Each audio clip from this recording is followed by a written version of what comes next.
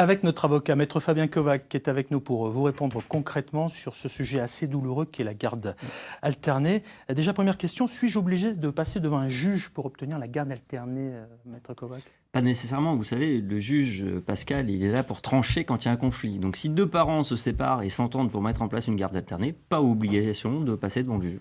Encore faut-il savoir ce qu'est réellement la garde alternée. Je propose de regarder un petit peu en images. On a préparé un petit dossier, on en parle après, puis on revient avec beaucoup de questions très pratico-pratiques. Regardez. Bon allez, il faut rentrer chez toi maintenant. Je me rappelle plus où j'habite cette semaine. La garde alternée, c'est pas toujours évident. Et pourtant, elle convainc de plus en plus de parents séparés. Entre 2010 et 2016, la résidence alternée, c'est comme ça que dit la loi, a doublé.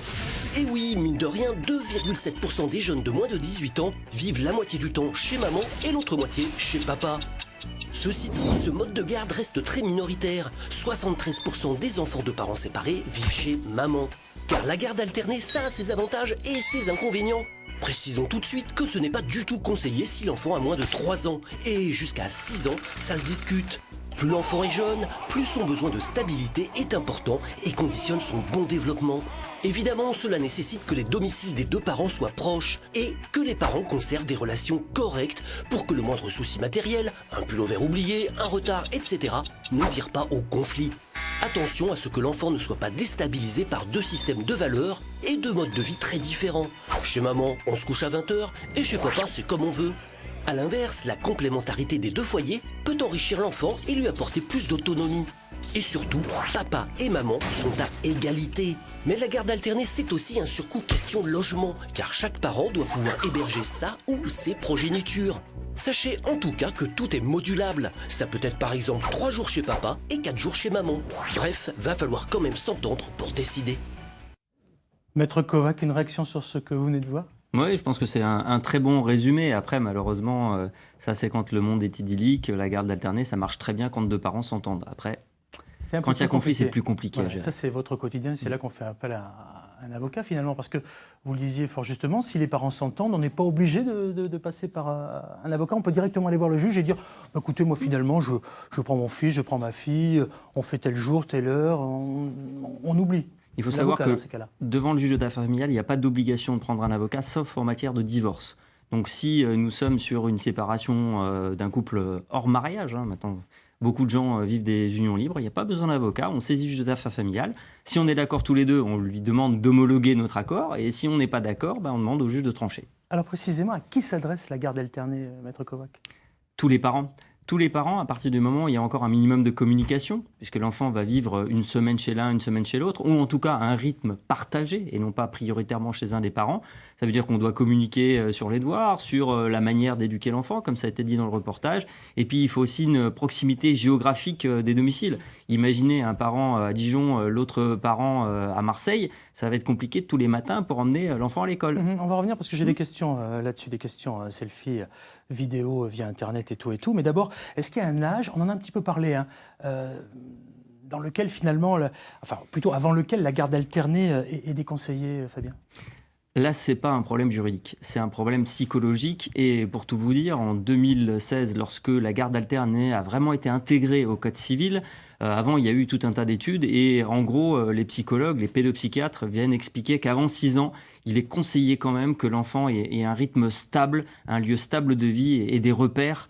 C'est compliqué lorsqu'on a deux domiciles. Imaginez, vous vivez à 2 endroits différents, une semaine à un endroit et l'autre semaine l'autre. Mais c'est un petit peu le cas de Nicolas, qui a pris son téléphone pour poser une question.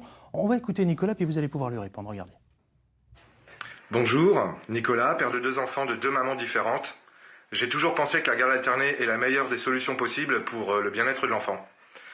Alors j'ai une question. Si une garde alternée est mise en place et que l'un des parents déménage loin, quel recours est-il possible de faire ? Faut-il passer devant le juge ? Y a-t-il d'autres solutions ? Merci.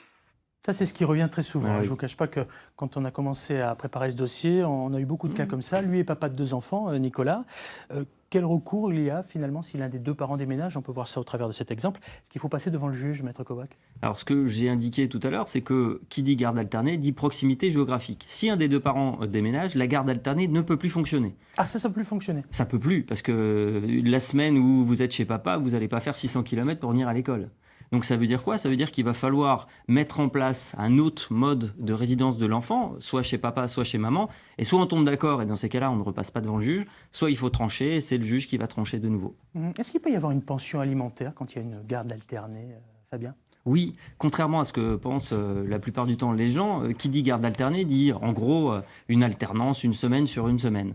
Donc ça voudrait dire une semaine chez chacun des parents et on pourrait se dire moi je paye quand il est chez moi et quand il est chez l'autre parent se débrouille. Non, le Code civil prévoit qu'on doit contribuer à l'éducation et l'entretien de ses enfants en proportion de ses revenus. Donc pas à égalité. S'il y en a un qui gagne 3 fois plus que l'autre parent, forcément il doit contribuer plus, donc il doit verser une pension alimentaire à celui qui gagne le moins. Alors, on l'a vu, tout part sur la base des parents qui s'entendent.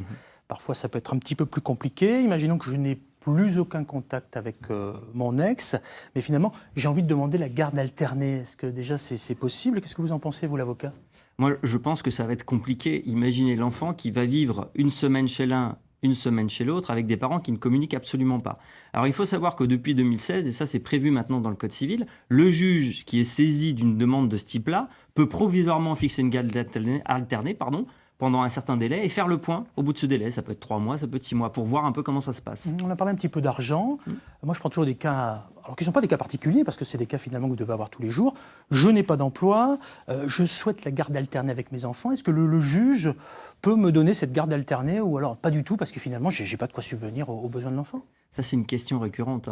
Le lieu de résidence de l'enfant n'est pas lié à la condition financière d'un des parents. Ce n'est pas parce qu'un des parents gagne plus d'argent qu'il va forcément avoir la garde de son enfant.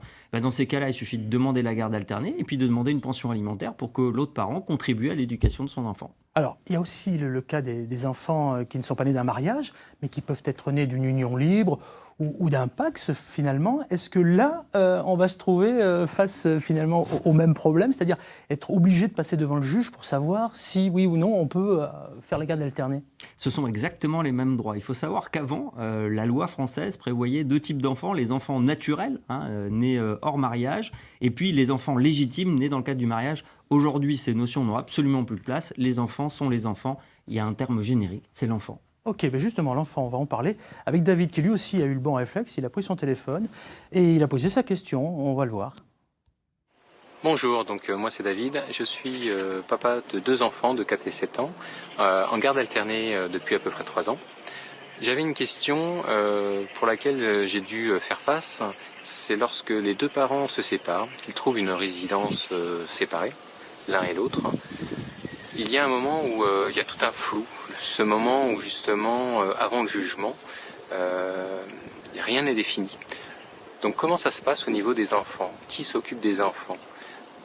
La question, c'est souvent quand il y a une garde alternée souhaitée par l'un des parents, mais pas par le second. Ma question était là, puisque souvent l'un des deux contraint l'autre et empêche de voir l'enfant. Alors David a eu le bon réflexe déjà, il a pris son téléphone et il a posé la question, comme on le fait régulièrement à nos experts qui viennent du lundi au vendredi, ensemble à partir de 10h45.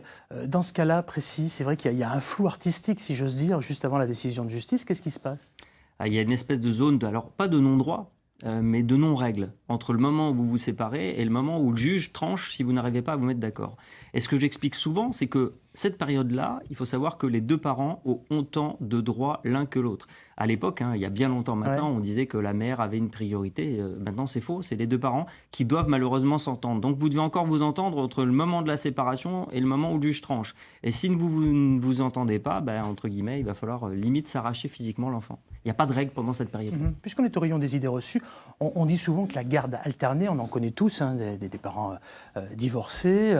On parle de semaine complète chez l'un, semaine complète chez l'autre. Donc moi, j'ai envie de vous demander, est-ce que c'est toujours par semaine ou par mois? Est-ce que c'est équitable forcément? Ou ça peut être 3 jours chez l'un, 2 jours chez l'autre? Ça se règle comment et ça se passe comment, surtout, Maître Kobach? La garde alternée est opposée à la résidence habituelle. C'est-à-dire que dans l'ancien système, on fixait la résidence de l'enfant chez un des parents et l'autre n'avait qu'un droit de visite et d'hébergement. Quand on parle de garde alternée ou de garde partagée, c'est qu'il y a quasiment un équilibre entre les 2 lieux où l'enfant vit. Donc ça peut être une semaine, comme ça se fait souvent, mais ça peut être aussi 4 jours chez l'un, 3 jours chez l'autre, et ainsi de suite. Et imaginons que mon fils ou ma fille, qui a 10 ans, ne souhaite pas habiter avec le parent que le juge a désigné pour avoir la garde alternée. Je sais pas, il me dit, non, finalement, je préfère rester avec papa ou je préfère rester avec maman. Est-ce qu'on va lui demander son avis à cet enfant? Et ça, c'est important quand même, c'est lui qui est au centre de tout ça. Eh oui, alors dans ces cas-là, il va falloir ressaisir le juge pour faire modifier le lieu de résidence de l'enfant. Et les parents ont la possibilité de demander l'audition de l'enfant qu'ils le souhaitent. On considère qu'il y a un âge de discernement, c'est aux alentours de 10-12 ans, parce qu'en dessous de cet âge-là, l'enfant ne fait que répéter ce que les parents lui disent de répéter. Ouais, c'est ça. Il peut être entendu par le juge, ça ne veut pas dire pour autant que le juge va suivre l'avis de l'enfant. Il va faire dans l'intérêt de l'enfant, mais parfois, vous savez, l'intérêt de l'enfant, il va au-delà des paroles. Allez, on va être encore une fois pratique. Vous, c'est votre quotidien, les divorces, garde alternée, entre autres. Le meilleur des conseils que vous puissiez donner à celles et ceux qui sont avec nous et qui ont ou auront malheureusement à faire à ce sujet-là? C'est de communiquer le plus possible et d'essayer de s'entendre. Parce que, on le dit souvent, mais il vaut mieux un mauvais accord qu'un bon procès. Le procès va éprouver tout le monde, on va se faire des attestations croisées en disant tout le mal que l'on pense de l'autre. Et je pense que voilà, un enfant, ça reste le fruit de l'amour de deux parents. Alors même quand on s'aime plus, il faut rester intelligent et se dire on a souhaité cet enfant. Et finalement, c'est pas l'enfant qui a choisi ses parents. C'est les conjoints ou ex-époux qui se sont choisis l'un l'autre. Donc il va falloir accepter qu'on a choisi le parent de son enfant et le supporter toute la vie de son fils. Ou de sa fille. Communiquer. Eh oui. Communiquer. Tiens, à propos de communication, si vous souhaitez une prochaine fois poser une question à notre avocat ou à d'autres experts, voici le numéro qui s'affiche sur votre écran. C'est le 0805 383 383 et le Facebook Les Matins de France 3 Bourgogne-Franche-Comté.